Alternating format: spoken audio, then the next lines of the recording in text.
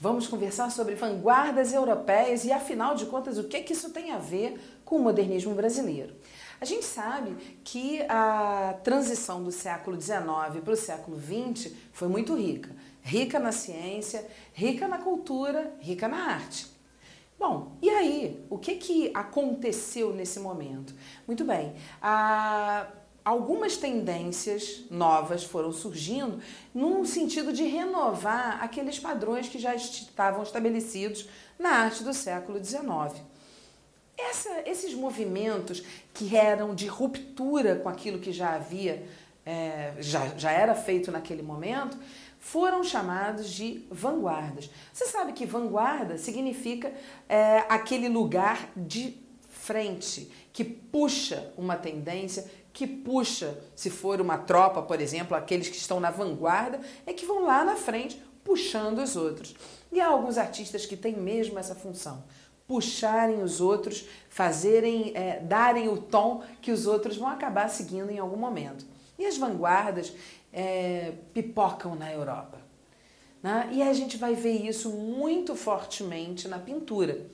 Não só, mas nós vamos ver isso muito fortemente na pintura. Mas pela primeira vez, de uma forma mais intensa, a pintura, a literatura, o próprio teatro, essas manifestações artísticas todas começam a dar conta, dar sinais de identidade, de sintonia. As chamadas vanguardas europeias representam, portanto, algumas tendências, os chamados ismos. Já ouviu falar? Futurismo, dadaísmo, surrealismo, cubismo, são algumas das vanguardas. E nós vamos examinar uma a uma para ver quais são as características que elas têm e como, na verdade, isso vai aparecer na nossa literatura. Mas vanguarda europeia e o modernismo brasileiro?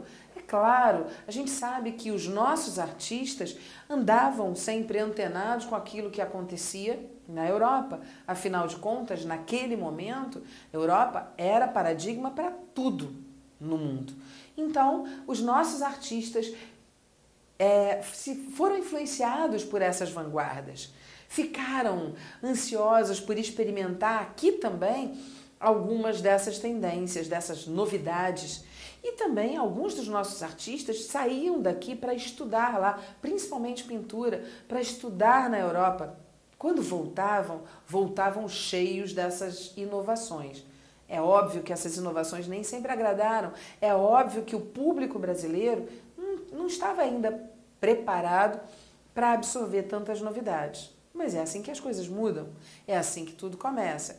E esse ambiente de novidade, de efervescência cultural e artística, esse ambiente de inquietude em relação àquilo que já estava estabelecido, vai frutificar.